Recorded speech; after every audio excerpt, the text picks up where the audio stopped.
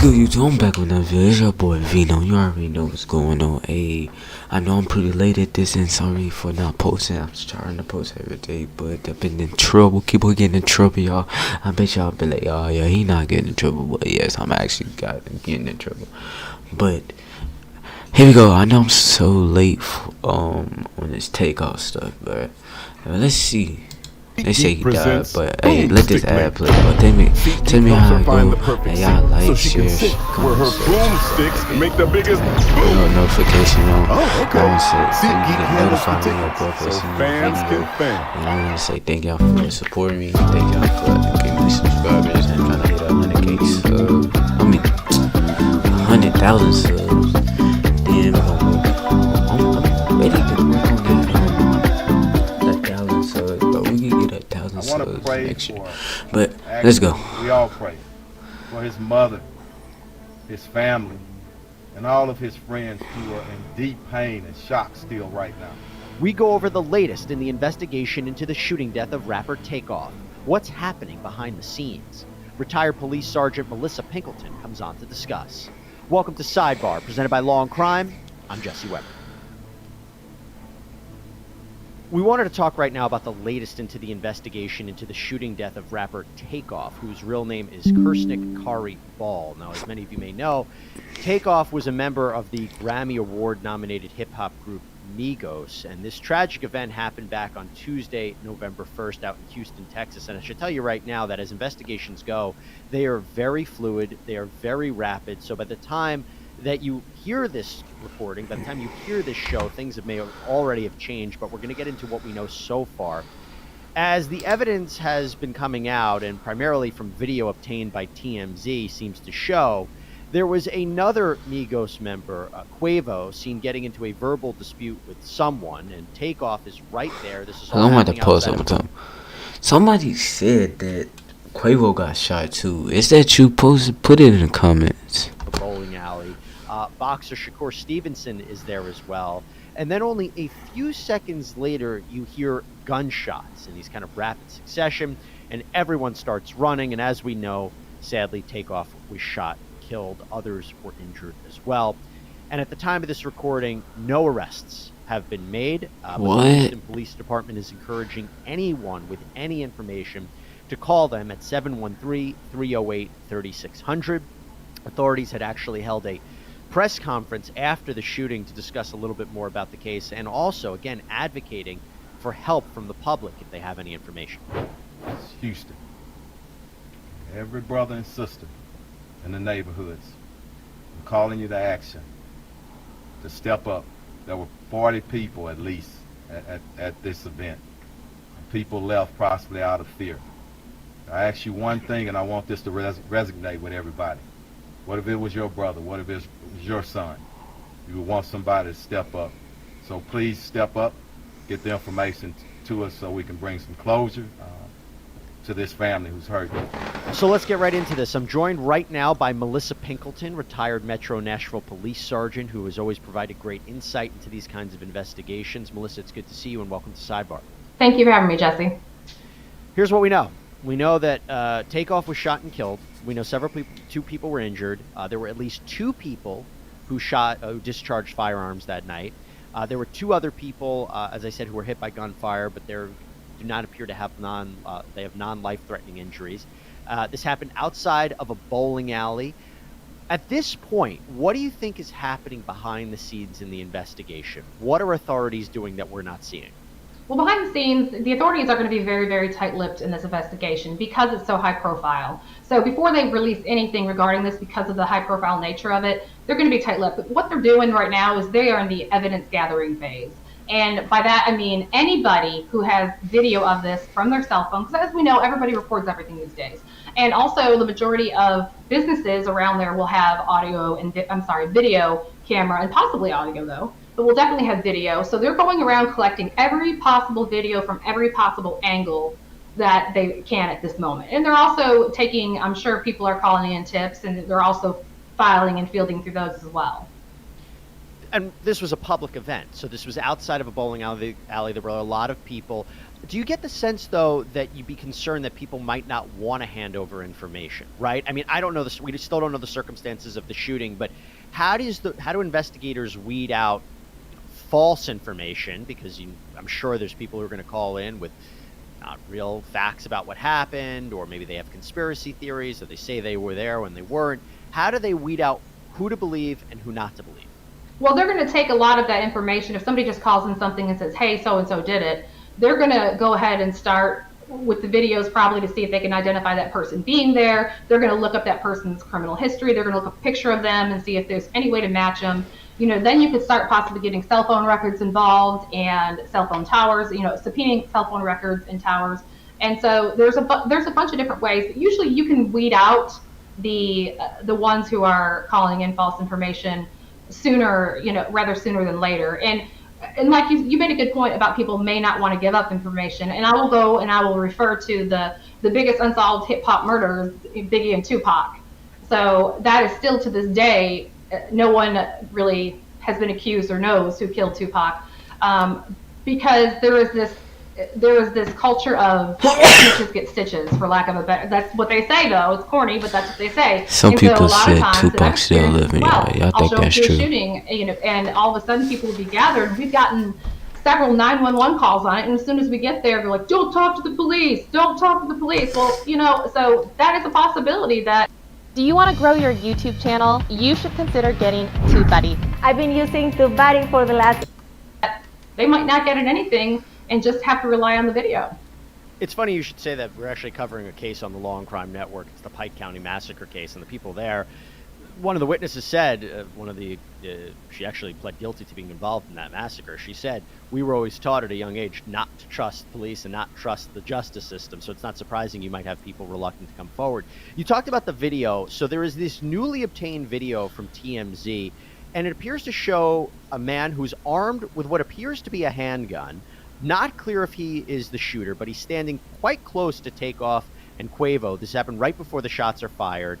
And what it appears to be is that he's seen raising the weapon and firing. But as I mentioned, there were at least two people who opened fire, so we don't know if he's the shooter. What are police going to do with that video and maybe other videos of that individual? Well, there's several things that can be done. In the video, I saw the clip of the video, and you see the weapon. And so if they're able to zoom in enough and use the software that they have, which is pretty sophisticated these days, to identify the make and model of the gun, let's just say it's a Glock 9mm, just to throw that out there. If there are enough bullet fragments or a bullet that has been recovered from Takeoff's body, they would be able to. They can't see the serial number, but they would be able to take that bullet if there's enough of it and say, hey, this bullet came from a Glock 9mm. Now, in order to say it came from that specific one, you would need that specific gun, but that would be additional evidence to show that that person was the one who actually, in fact, shot Takeoff. And of course, there's issues of whether or not it's actually registered to that person. Are you really saying that there's technology to enhance it? Because that appears to be a really grainy video. I mean, they were able to zoom in on that, or even take the bullets from Takeoff and match it to a specific gun. How precise can we get with that? Okay, so what I'm saying is, so if we didn't have that, if you have that specific gun, if they recover the gun, absolutely, and they have enough fragments left from Takeoff, absolutely, they'd be. Make sure I'm straight. Ain't this Takeoff? Make sure this Takeoff, right, y'all? Just put, I think this Quavo Offset Takeoff. Alright, I'm just making sure this Able to match it. Takeoff. But if you didn't have that specific gun and they knew what make and model it was, like let's say it's a Glock 9mm, they could take the fragments and say that this bullet was definitely fired from a Glock 9mm. The technology is there. They can, when they have bullets, they know every type of, a lot of times cases work backwards. And so if you have a bullet and no gun or no idea of what kind of gun it came from, they can take it to the lab and say, and do the testings and say, hey, this came from a Glock or this came from a Smith & Wesson. So yes, that technology is there. And we also know that injuries that are sustained by someone can tell a whole other story as well, right? You know, where someone is shot can determine if something maybe was self-defense or an execution. The Harris County Institute of Forensic Sciences in Houston conducted an autopsy, and they determined that Takeoff died from gunshot wounds to the head and to the torso. What does that tell you? That tells me if somebody was looking to take out Takeoff, they accomplished what they set out to do. Because in general, when you shoot somebody in the head, you know that they're going to die. 99% of the time, a headshot is a kill shot. And also to the torso, because that's where the majority of our vital organs are. A lot of times is absolutely a death shot. And so that could have been a motive in this. That's possibly a motive. Another motive could have been, I have seen numerous times on calls where a dice game goes bad and a shooting breaks out. That's happened. That's a possibility. Or somebody could have felt disrespected. That's happened as well. But yes, a possibility is it could have been a targeted hit against Takeoff, and maybe a distraction was created, and so that they could create a situation where. Do y'all think they shot Takeoff on purpose, or y'all think it was an accident? Cause they said that he was waving around the gun, but. Tell me what y'all think. Everybody got their own opinion, but they got to get to the bottom of this and see the details who actually shot him. Some people say it was the friend. Some people say he was waving a gun in there. He had to, listen. How can a mean shoot anybody in the head? They talk about that. The shooter was just shooting everywhere. You had to shoot right at them. So unless you do this, boom, boom, boom, boom, boom, boom, boom. But nobody gonna do that though. Like nobody gonna just wave their gun. They gonna shoot at that target, and he hit Takeoff in the head. So what I'm saying is, everybody got their own opinion, but I truly think the shooter shot Takeoff on purpose. Like, there's no way you waving a gun in the air and you target them. Like, really, you aimed your gun at him. It's like, it's no question. They had the opportunity to take the shot. Right, because there's no indication at this point that Takeoff was engaged in any criminal behavior or any illegality. So it could have been maybe it was a fight that blew up and he was just, a casualty of that, because again, I'm not even sure he was part of the initial confrontation. Or, as you said, have you seen experiences where someone will create a certain environment? Obviously doing this in public, you say, oh my gosh, why would you do it in public? There's so many witnesses, there's surveillance, but maybe there's a greater chance to show, if this was a targeted attack, say, oh, it looked like it broke out as a fight, or I was acting in self-defense, or it was so chaotic, it's hard to know who the real shooter is. Have you seen that before? Going into a public area with a lot of people under what it really is a targeted hit? I mean, yeah, that scenario I have seen before, and it's extra dangerous, but it's also it's kind of smart, because that way, if it's busy enough, and it more so back, years ago, when there wasn't so much camera footage and everyone wasn't filming everything. But yeah, what better way to get away with a crime than shoot somebody and then blend in with a huge crowd?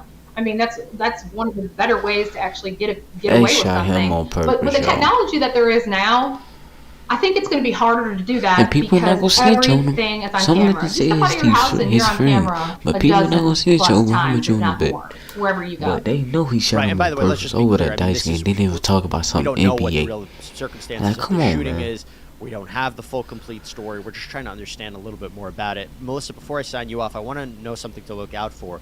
If police have identified the shooter, will they list an APB, his face on the news, and everybody's searching for him, or will they be more concrete about it? Will they be more quiet about it, more confidential, and try to locate him on their own? Because right now, as we said, the police are looking for any tips. At what point do they say we have enough, or we're not going to, reveal who he is yet? If they have a concrete shooter and they know who the suspect is, the first thing they're going to do before they release it to the public is they are going to track down, because I guarantee, I hate to say this, but from personal experience, the majority of people who commit these types of crimes have a criminal history. So if they are able to track down who has done this, they'll probably be able to track down an address, possible location. If there's somebody else who was involved in maybe planning it or talking, hey, so and so might be here. the point they get to where they're going to release it and to the public to be on the lookout and say, hey, this is the person that did it, he's wanted as a suspect or a person of interest, is when they've exhausted all means on the inside of getting to that person. Because it's better to get to them without announcing it, because once you put it out there to the public, anybody and everybody that knows him and doesn't want him to get caught is going to be like, hey, they're looking for you, they're looking for you. So they're going to try and do it on the inside, on the down low first. They not going All to right. snitch on So them, again, man. this is a continuing, developing investigation. Melissa, thank you so much for taking the time and explaining a little bit more to us, and we appreciate you coming on Sidebar. Thanks, Jesse. And thanks so much, everybody, for joining us here on Sidebar. Please subscribe on Apple Podcasts. Hey, I wanna first let me take a break. Y'all just like, share, and subscribe, because there's no way you accidentally shot somebody in the head, and that's your friend, though. Like, I don't get it. Like, y'all gotta give me more reaction videos so I can get into detail. They go, like, it's hard to say. He didn't shoot him on accident. He shot him straight on purpose. Like, I like these videos y'all give me so I can go at deep detail. Cause, like, it's crazy. But I want to say thank y'all for watching, sharing, and like and share, and comment, and subscribe.